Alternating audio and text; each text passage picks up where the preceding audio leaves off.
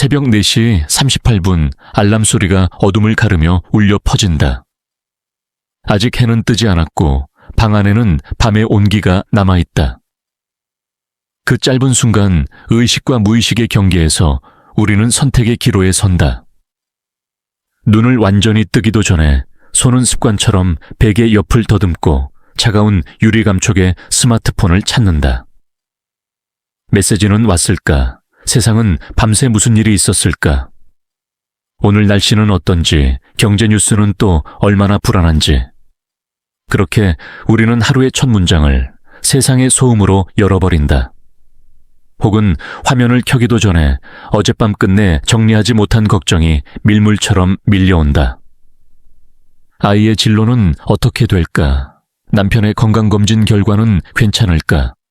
이번 달 카드값은 감당할 수 있을까? 눈은 떴지만 마음은 이미 어제와 내일 사이에서 흔들린다. 이 장면은 특별한 누군가의 이야기가 아니다. 수십 년을 새벽 기도로 살아온 사람도 매일 성경을 읽는 사람도 다르지 않다. 무릎은 바닥에 닿아 있지만 마음은 이미 불안의 소용돌이 속에 있다. 우리는 기도한다. 하나님 오늘도 말씀 주세요. 그리고 성경을 편다. 빌립보서 4장. 주 안에서 항상 기뻐하라. 내가 다시 말하노니 기뻐하라. 익숙한 문장이다. 고개를 끄덕이며 아멘을 말하고 성경을 덮는다. 그리고 하루를 시작한다. 그런데 이상하다. 말씀을 읽었는데도 마음은 여전히 무겁다. 아무것도 염려하지 말라는 구절을 읽었는데도 염려는 그대로다. 하나님의 평강이 마음을 지키신다는 약속을 받는데도 가슴은 불안으로 요동친다. 말씀은 분명한데 삶은 달라지지 않는다. 혹시 이것이 당신의 새벽은 아닌가? 기도는 하지만 공허하고 말씀은 읽지만 힘이 되지 않는 상태. 하루하루를 살아낸다기보다 버티는 느낌. 눈을 뜨는 순간부터 마음이 짓눌리고 기도해도 하나님이 멀게만 느껴지는 그 상태. 많은 사람들이 이 질문을 품고 산다. 왜 이렇게 오래 믿었는데도 불안은 사라지지 않을까? 왜 말씀을 아는데도 삶은 변하지 않을까? 이유는 단순하지만 깊다. 우리는 말씀을 알고 있지만 말씀이 우리를 다스리게 하지는 않았기 때문이다. 우리는 말씀을 읽지만 말씀이 우리 안으로 들어와 숨쉬게 하지는 않았다. 빌립보서 4장은 교리서가 아니다. 바울이 로마의 감옥에서 쓴 이 편지는 학문적 논문이 아니라 생존의 기록이다. 내일 사형을 당할 수도 있는 상황 손과 발이 쇠사슬에 묶인 채 차가운 돌바닥에서 쓴 편지다. 그곳에서 기뻐하라는 말은 감상적인 위로가 아니다. 그것은 상황을 부정하는 말도 감정을 억누르는 말도 아니다. 생존을 위한 선언이며 영적 전쟁의 외침이다. 그래서 이 말씀은 그냥 눈으로 읽는 것으로는 충분하지 않다. 이 말씀은 입으로 삶으로 새벽의 첫 호흡으로 붙잡아야 한다. 사람의 하루는 첫 생각으로 방향이 정해진다. 알람이 울린 직후에 몇 분 그 짧은 시간이 하루 전체의 색을 칠한다. 걱정이 먼저 들어오면 하루는 무거워지고 세상의 소식이 먼저 들어오면 마음은 흔들린다. 바울은 이것을 알았다. 그래서 그는 주 안에서라는 위치를 먼저 선포한다. 상황 안에서가 아니라, 감정 안에서가 아니라 주 안에서. 나는 지금 주 안에 있다. 그래서 기뻐한다. 이 순서가 바뀌면 말씀은 힘을 잃는다. 오랜 목회 현장에서 분명히 보아온 것이 있다. 삶이 실제로 변한 사람들에게는 공통점이 있다. 새벽에 눈을 뜨자마자 단 몇 분이라도 말씀을 소리내어 붙잡았다는 것이다. 읽는 것이 아니라 선포하는 것. 머리로 이해하는 것이 아니라 입으로 고백하는 것. 그 짧은 시간이 하루를 바꾸고 하루가 쌓여 인생을 바꾸었다. 한 여인이 있었다. 오랜 세월 새벽 기도를 빠지지 않았지만 마음은 늘 무너져 있던 사람. 자녀의 실패와 빚 가족의 병, 손주 양육까지 모든 짐이 한꺼번에 어깨 위에 얹힌 상태였다. 기도는 습관이었고 말씀은 익숙했지만 기쁨은 사라진 지 오래였다. 그러던 어느 날 그녀는 도전을 받았다. 눈을 뜨자마자 생각이 시작되기 전에 입을 먼저 열어 보라는 도전이었다. 처음에는 믿기 어려웠다. 수십 년을 읽어온 말씀인데 이제 와서 무엇이 달라지겠느냐는 생각이 들었다. 하지만 그녀는 시도했다. 알람이 울린 순간 걱정이 몰려오기 전에 아주 작은 소리로 말했다. 주 안에서 항상 기뻐하라. 내가 다시 말하노니 기뻐하라. 놀랍게도 그날 아침 마음의 파도가 조금 잦아들었다. 상황은 그대로였지만 가슴의 압박이 덜했다. 그녀는 다음 날도 그 다음 날도 같은 고백을 반복했다. 일주일이 지나자 아침이 조금 덜 두려워졌고 한 달이 지나자 하루를 시작하는 태도가 달라졌다. 문제는 여전히 있었지만 문제에 끌려가지 않았다.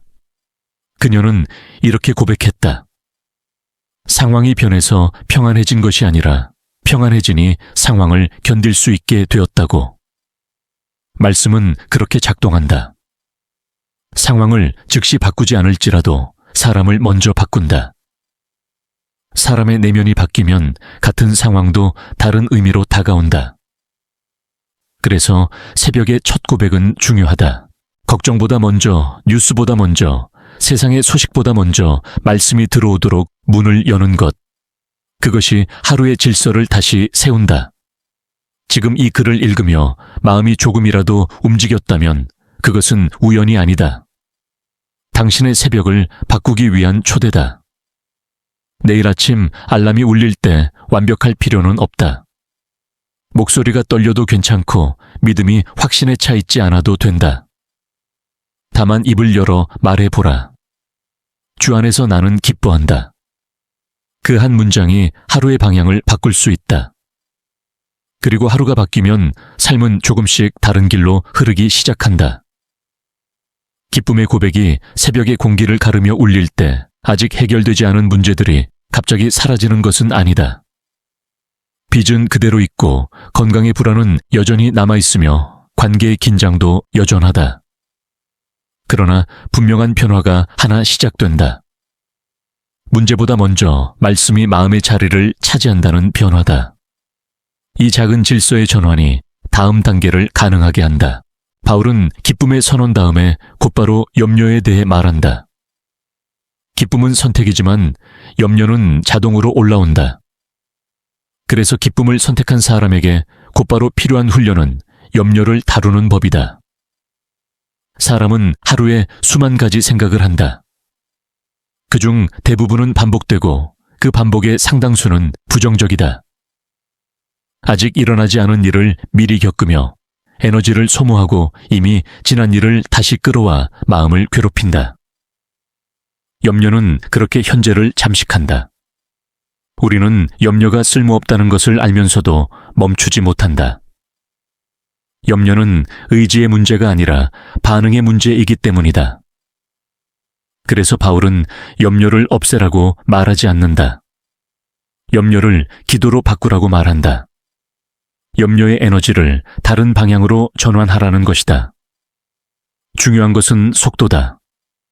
염려는 빠르게 자란다. 처음에는 작은 생각으로 시작하지만 몇 초만 지나도 시나리오를 만들고 감정을 흔든다. 그래서 염려가 시작되는 그 순간이 중요하다. 바울이 말하는 영적 싸움은 거창한 의식이 아니라 이 몇 초의 선택에서 벌어진다. 염려가 떠오르는 순간 붙잡아 늘어지지 말고 즉시 기도로 방향을 틀어라. 길게 설명할 필요도 없다. 오히려 짧을수록 좋다. 하나님, 이 문제를 당신께 드립니다. 감사합니다. 이 한 문장은 염려의 흐름을 끊는 칼날과 같다. 어떤 사람은 묻는다. 그렇게 간단한 말이 정말 효과가 있느냐고. 삶을 흔드는 문제 앞에서 너무 가볍지 않느냐고. 그러나 이 간단함 속에 깊은 신학이 숨어 있다. 이 기도는 문제를 축소하는 말이 아니라 하나님을 확대하는 고백이다. 해결 여부와 상관없이 하나님이 이 문제의 주인이심을 인정하는 선언이다. 그리고 감사는 아직 보이지 않는 응답을 신뢰한다는 표시다. 감사는 결과에 대한 반응이 아니라 관계에 대한 태도다.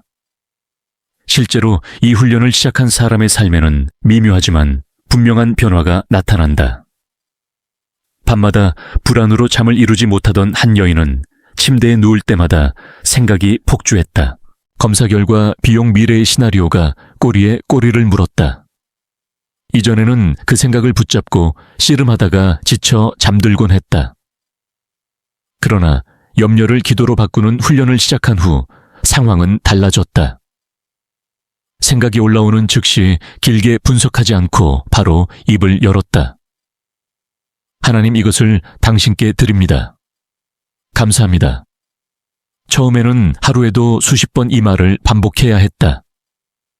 그러나 반복할수록 생각의 힘은 약해졌고 마음의 파도는 잦아들었다. 어느 날 그녀는 깨달았다. 문제가 사라진 것이 아니라 문제가 그녀를 지배하지 못하게 되었다는 것을. 이 지점에서 바울은 다음 약속을 제시한다. 염려를 기도로 바꾸는 사람에게 주어지는 선물, 그것은 평강이다. 많은 이들이 평안과 평강을 혼동한다. 평안은 상황이 안정될 때 느끼는 감정이다. 일이 잘 풀리고 위험이 사라질 때 찾아온다. 그러나 평강은 다르다. 평강은 상황과 무관하게 마음을 지키는 힘이다. 여전히 불확실한데도 흔들리지 않는 상태, 여전히 질문이 남아있는데도 잠들 수 있는 능력. 이것이 바울이 말한 평강이다. 그 평강은 우리의 이해를 초월한다. 논리로 설명할 수 없고 계산으로 얻을 수 없다. 그래서 사람들은 종종 이 평강을 비현실적이라고 말한다. 그러나 바울은 감옥에서 이 평강을 경험했다. 쇠사슬이 풀린 적은 없었지만 마음은 자유로웠다. 죽음의 가능성은 사라지지 않았지만 두려움은 지배하지 못했다. 평강은 문제를 제거하는 방패가 아니라 마음을 지키는 보초다. 염려가 문을 두드리면 평강은 여기는 네가 들어올 자리가 아니다 라고 말한다. 이 평강을 경험하는 길은 분명하다. 염려를 기도로 바꾸는 선택이 반복될 때 평강은 자연스럽게 자리를 잡는다. 그래서 자기 전에 몇 분은 중요하다. 하루 동안 쌓인 염려를 그대로 안고 잠자리에 들면 밤은 전장이 된다. 그러나 잠들기 전 하루의 염려를 하나씩 하나님께 맡기고 평강을 선포하는 사람은 다른 밤을 경험한다. 하나님의 평강이 지금 내 마음과 생각을 지키십니다. 이 고백은 주문이 아니라 신뢰의 선언이다. 한 사람은 오랫동안 불면증에 시달렸다. 자녀들의 문제, 경제적 불안 관계의 갈등이 동시에 몰려오자 밤은 더 이상 휴식의 시간이 아니었다. 기도는 했지만 기도 후에도 마음은 쉬지 않았다. 그러다 기도 후에 평강을 선포하라는 권면을 들었다. 처음에는 낯설었다. 기도는 익숙했지만 선포는 어색했다. 그러나 그는 순종했다. 기도를 마친 후 조용히 말했다. 하나님의 평강이 지금 내 마음과 생각을 지키십니다. 그날 밤 그는 오랜만에 깊은 잠을 잤다. 다음 날도 그 다음 날도 같은 고백을 반복했다. 며칠이 지나자 밤이 다시 밤다워졌다. 문제는 여전히 진행 중이었지만 마음은 보호받고 있었다. 이 경험은 특별한 사람에게만 주어지는 것이 아니다. 바울은 이것을 모든 신자에게 주어진 약속으로 기록했다. 조건은 단 하나, 염려를 기도로 바꾸는 순서를 지키는 것이다. 우리가 할 일과 하나님이 하실 일이 분명히 나뉜다. 우리는 염려를 내려놓고 하나님은 평강으로 지키신다. 이 역할 분담이 깨질 때 우리는 혼자 싸우다 지친다. 이제 시선은 자연스럽게 생각으로 이동한다. 평강은 마음을 지키고 생각은 삶을 만든다. 하루가 끝나갈수록 우리는 어떤 생각을 품고 있는가? 생각은 습관이 되고 습관은 인격이 되며 인격은 삶의 방향을 결정한다. 그래서 바울은 마지막으로 생각의 훈련을 말한다. 무엇을 생각할 것인가를 의식적으로 선택하라는 요청이다. 자동으로 흘러가는 생각을 그대로 두지 말고 진리와 선함의 기준으로 걸러내라는 초대다. 부정적인 생각은 노력하지 않아도 찾아온다. 생존을 위해 위험을 먼저 감지하도록 설계된 뇌는 문제를 확대해 해석한다. 그래서 의식적인 훈련이 없으면 생각은 늘 어두운 방향으로 기운다. 바울은 이를 알았기에 참된 것, 선한 것, 사랑받을 만한 것에 생각을 머물라고 명령한다. 이것은 현실 도피가 아니라 현실을 바라보는 관점의 전환이다. 사실과 해석을 구분하는 훈련이다. 한 사람은 평생 불평 속에 살았다. 상황이 특별히 더 나쁜 것도 아니었지만 그의 말과 생각은 늘 결핍을 중심으로 맴돌았다.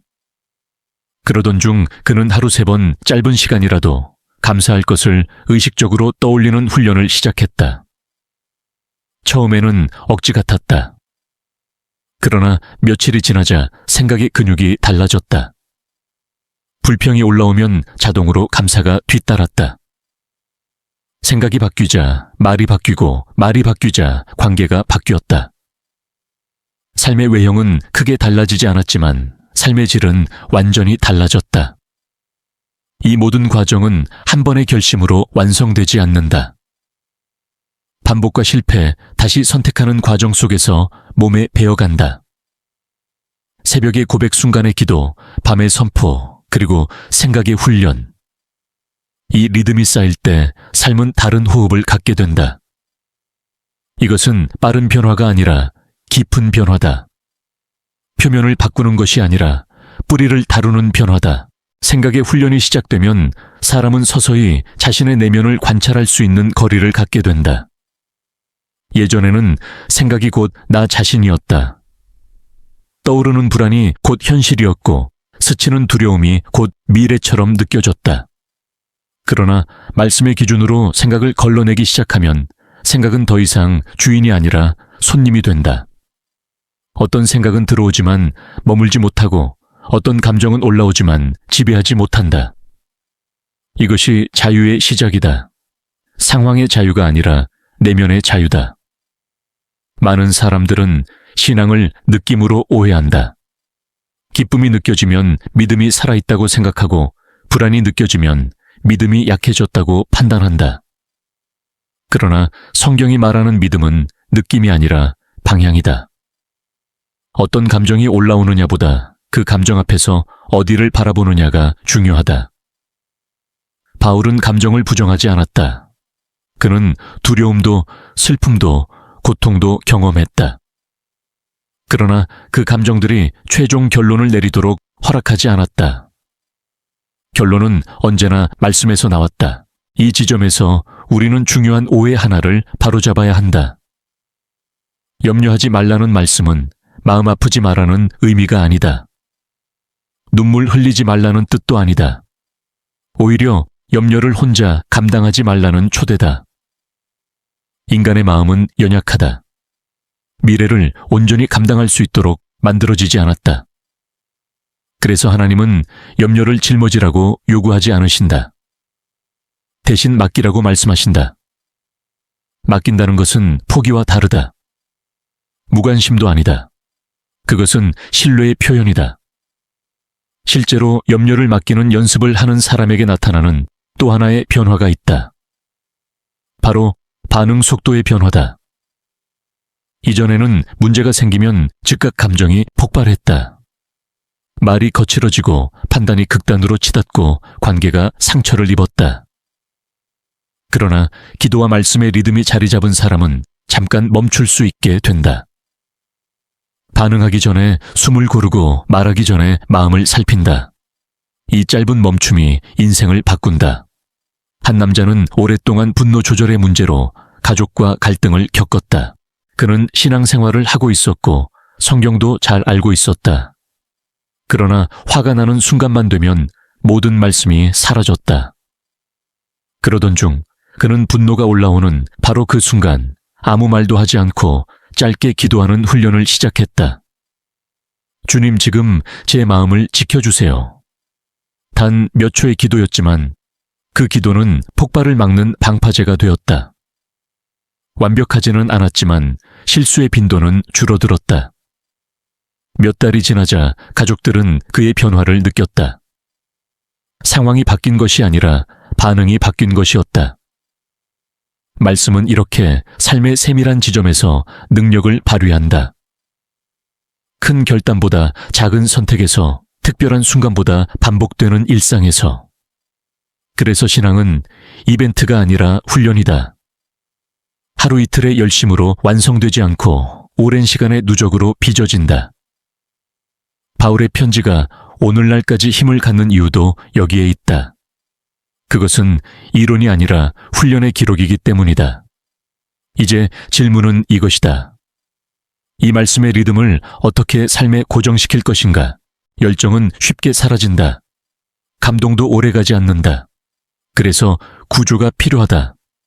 감정에 기대지 않고도 말씀을 살아낼 수 있는 구조.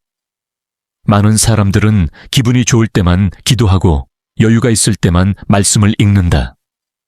그러나 바울의 방식은 다르다.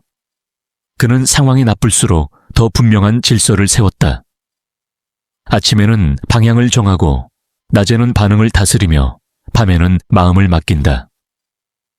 이 단순한 구조는 누구나 적용할 수 있다. 아침에 눈을 뜨자마자 한 문장의 말씀으로 하루의 방향을 정한다. 낮에는 염려가 올라올 때마다 짧은 기도로 방향을 수정한다. 밤에는 하루를 돌아보며 감사와 평강의 고백으로 마음을 내려놓는다. 이것이 하루의 영적 호흡이다. 이 호흡이 반복되면 삶에는 깊이가 생긴다. 이전에는 사건 중심으로 살았다면 이제는 의미 중심으로 살게 된다.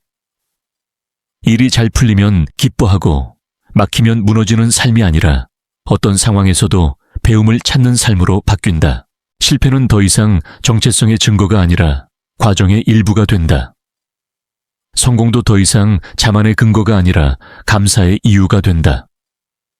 한 여인은 오랫동안 자신의 가치를 성과로 증명하려 했다. 일이 잘 되면 자신을 사랑할 수 있었고, 일이 막히면 자신을 미워했다. 그러나 말씀의 훈련이 깊어지자 그녀의 기준이 달라졌다. 성과가 아니라 존재가 중심이 되었다. 잘한 날에도 부족한 날에도 하나님 앞에 동일한 태도로 나아갈 수 있게 되었다. 그녀는 이렇게 말했다. 이제는 하루를 평가하지 않아요. 하루를 맡깁니다. 이 말은 성숙의 증거다. 모든 것을 통제하려는 태도에서 신뢰로 옮겨가는 전환. 이것이 바울이 말한 평강의 삶이다. 평강은 무기력과 다르다. 오히려 가장 적극적인 태도다. 자신의 한계를 인정하고 하나님의 능력을 신뢰하는 용기다. 그래서 평강을 가진 사람은 쉽게 흔들리지 않는다. 흔들리지 않는다는 것은 문제가 없다는 뜻이 아니라 문제보다 큰 기준을 가지고 있다는 의미다. 이쯤에서 우리는 다시 처음의 새벽으로 돌아가 보자. 알람이 울리고 어둠 속에서 눈을 뜨는 그 순간. 그때 당신은 무엇을 선택할 것인가? 습관처럼 걱정을 집어들 것인가? 아니면 의식적으로 말씀을 붙잡을 것인가? 이 선택은 작아 보이지만 방향은 크다. 방향이 쌓이면 길이 된다. 지금까지의 삶이 어떠했든 상관없다. 믿음의 연수도 실패의 횟수도 결정적이지 않다. 중요한 것은 오늘의 선택이다. 오늘 아침에 한 문장, 오늘 낮에 한 번의 기도, 오늘 밤에 한 번의 고백. 이 세 가지가 모이면 삶은 서서히 다른 리듬을 갖기 시작한다. 그리고 어느 날 문득 깨닫게 된다. 불안이 사라져서 평안해진 것이 아니라 평안해져서 불안을 다룰 수 있게 되었다는 것을.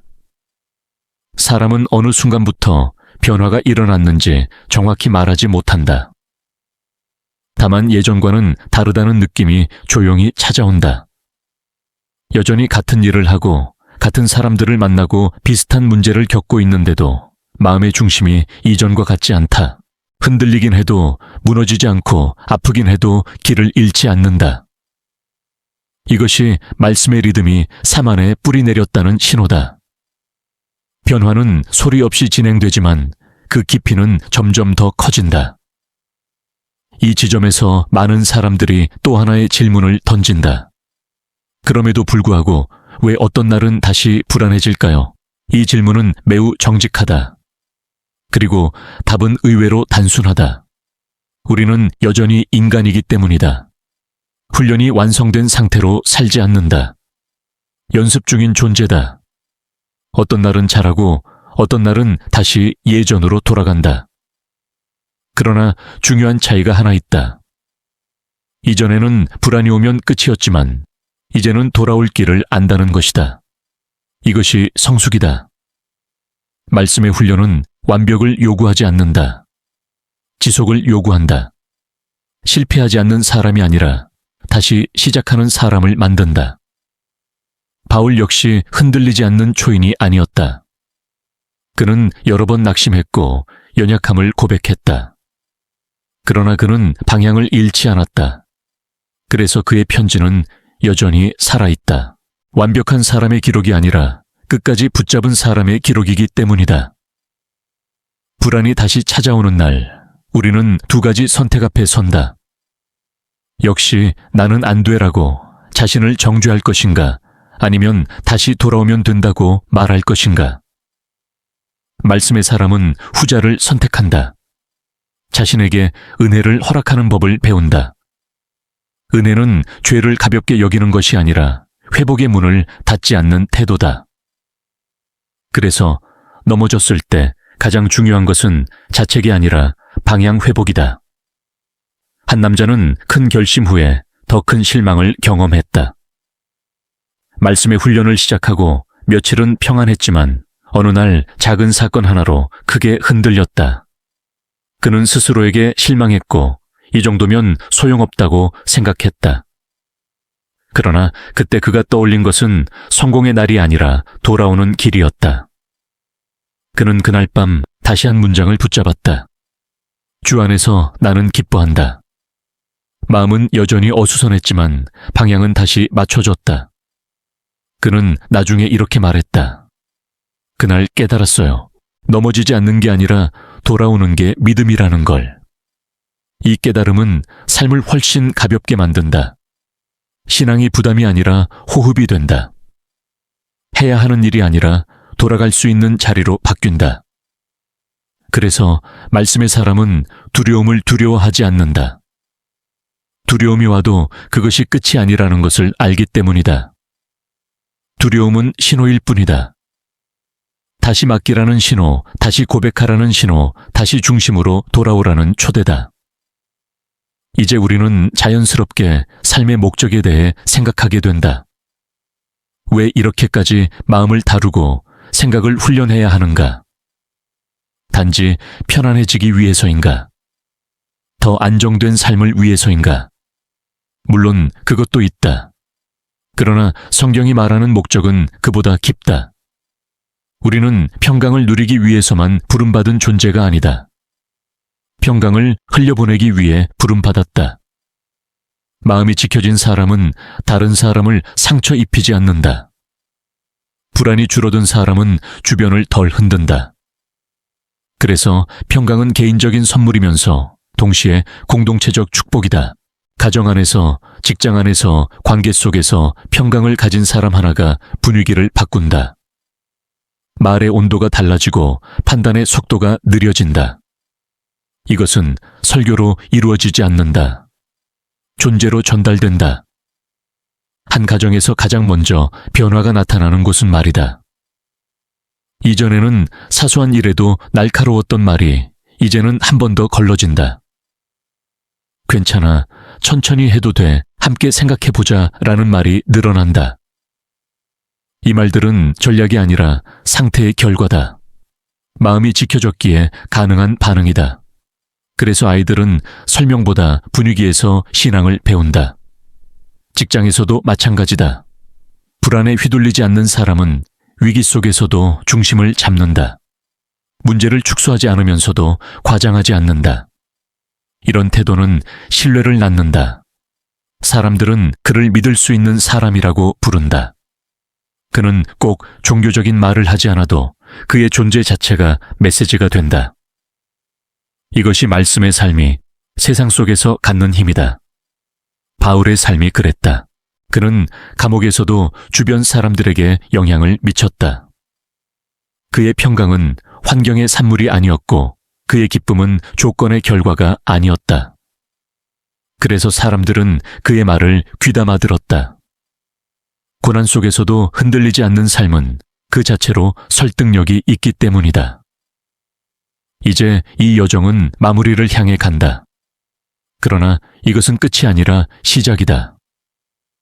지금까지 나눈 모든 이야기는 기술이 아니라 방향이다. 방법보다 중요한 것은 태도다. 완벽하게 하려는 마음을 내려놓고 돌아오려는 마음을 붙잡는 것. 그 태도가 삶을 바꾼다. 내일 아침도 알람은 울릴 것이다. 어떤 날은 기쁨의 고백이 쉬울 것이고 어떤 날은 입이 잘 떨어지지 않을 것이다. 그럼에도 불구하고 선택하라. 작게라도 고백하라. 낮에도 밤에도 다시 맡기고 다시 선포하라. 그 반복 속에서 당신은 어느새 다른 사람이 되어 있을 것이다. 더 강해져서가 아니라 더 맡길 수 있게 되어서, 그리고 언젠가 뒤돌아보게 될 것이다.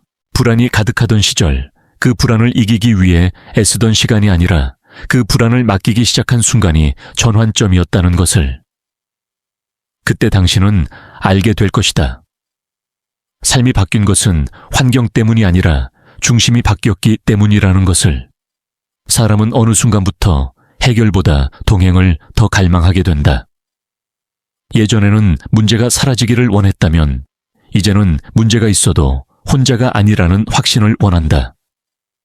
이것이 신앙의 깊이다. 바울이 말한 평강은 외부의 정적이 아니라 내부의 동행에서 나온다. 그래서 평강은 고요한 환경에서만 가능한 것이 아니라 소란 속에서도 유지된다. 세상이 조용해질 때까지 기다리지 않아도 된다. 마음이 지켜지면 소음은 더 이상 지배자가 아니다. 이 지점에서 우리는 기도의 목적을 다시 정의하게 된다. 많은 사람들에게 기도는 바꾸기의 수단이다. 상황을 바꾸고 사람을 바꾸고 결과를 바꾸기 위한 도구다. 물론 하나님은 응답하신다. 그러나 기도의 더 깊은 목적은 나를 바꾸는 데 있다. 시선을 옮기고 무게를 재배치하고 중심을 다시 세우는 일.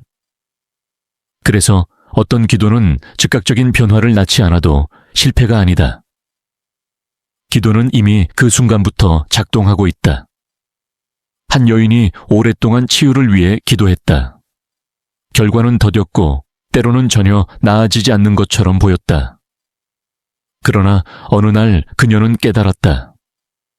몸은 여전히 연약했지만 마음은 더 이상 두려움에 끌려다니지 않는다는 것을. 병이 그녀의 정체성을 정의하지 못했고 하루의 의미를 빼앗지 못했다. 그녀는 말했다. 치유를 기다리는 동안 두려움에서 치유되었어요. 이것은 실패가 아니라 더 깊은 응답이었다. 말씀의 훈련이 깊어질수록 우리는 통제의 환상을 내려놓게 된다. 모든 것을 이해해야 안심하던 태도에서 이해하지 못해도 맡길 수 있는 상태로 옮겨간다. 이것은 체념이 아니다. 오히려 가장 용기 있는 선택이다. 인간의 이해는 제한되어 있지만 하나님의 신실함은 제한되지 않는다는 사실을 받아들이는 용기. 그래서 믿음은 지식의 확장이 아니라 신뢰의 확장이다. 이 신뢰는 삶의 우선순위를 재정렬한다. 무엇이 가장 중요한지 분명해진다. 이전에는 급한 일이 중요했고 중요한 일은 미뤄졌다. 그러나 이제는 방향이 먼저다. 방향이 정해지면 속도는 조절할 수 있다. 급하지 않아도 된다. 비교도 줄어든다. 다른 사람의 속도가 나의 가치를 결정하지 않는다. 각자의 여정이 다르다는 사실을 받아들일 수 있게 된다. 이 과정에서 사람들은 종종 외로움을 느낀다. 이전의 방식으로 살지 않게 되었기 때문이다. 불평과 염려로 쉽게 연결되던 대화가 어색해지고 경쟁과 비교의 자리에서 한 발 물러나게 된다. 그러나 이 외로움은 고립이 아니다. 깊이를 선택한 결과다. 깊이는 언제나 숫자를 줄인다. 하지만 깊어질수록 관계는 더 진실해진다. 한 남자는 오랫동안 사람들 사이에서 중심이 되기를 원했다. 인정과 박수는 그의 연료였다. 그러나 말씀의 리듬이 삶에 자리 잡으면서 그는 점점 조용해졌다. 덜 말하고 더 듣게 되었고 드러내기보다 지켜보게 되었다. 처음에는 사람들이 그를 오해했다. 변했다고 예전 같지 않다고 말했다. 그러나 시간이 지나자 사람들은 그에게 조언을 구하기 시작했다. 그는 눈에 띄지 않았지만 신뢰를 얻고 있었다. 중심이 바뀌자 영향력의 방식도 바뀌었다. 이것이 말씀의 역설이다. 자신을 드러내지 않을수록 더 분명해지고 움켜쥐지 않을수록 더 단단해진다. 세상은 소리 큰 것을 힘이라 부르지만 성경은 지켜지는 마음을 힘이라 부른다. 이 힘은 폭발하지 않는다. 대신 버틴다. 오래 간다. 그리고 결국 이긴다. 이제 마지막 질문 앞에 선다. 이 모든 이야기가 당신의 삶과 어떻게 만나는가? 이 글을 읽는 동안 몇 번이나 마음이 멈췄는가? 몇 문장이 오래 남았는가? 그 문장 하나면 충분하다. 모든 것을 한 번에 바꾸려 하지 말고 그 문장 하나를 오늘의 중심으로 삼아라. 중심이 분명해지면 나머지는 따라온다. 오늘 밤 잠들기 전 조용히 한 번만 고백해보라. 오늘 하루를 맡깁니다. 설명하지 않아도 된다. 평가하지 않아도 된다. 그 고백은 하루를 정리하는 열쇠다. 그리고 내일 아침 다시 시작하라. 완벽이 아니라 방향으로. 성공이 아니라 신실함으로.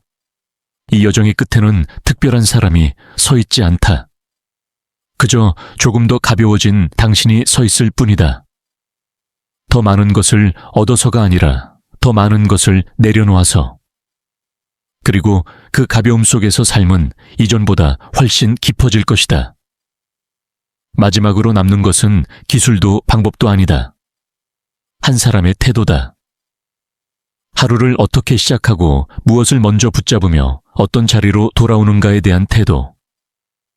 지금까지의 여정은 더 강해지는 법을 가르치지 않았다. 대신 더 맡기는 법을 보여주었다. 더 통제하는 법이 아니라 더 신뢰하는 법을 가르쳤다. 이것이 성경이 말하는 성숙이다. 성숙해진다는 것은 더 이상 흔들리지 않는다는 뜻이 아니다. 흔들려도 중심을 잃지 않는다는 뜻이다. 파도가 사라지는 것이 아니라 닻이 깊어지는 것이다. 그래서 성숙한 사람은 위기 속에서도 자신을 잃지 않는다. 감정이 올라와도 그것이 전부가 아니라는 것을 알고 생각이 요동쳐도 돌아올 기준이 있다는 것을 안다. 당신은 이제 알게 되었다. 평강은 환경의 선물이 아니라 선택의 결과라는 것을.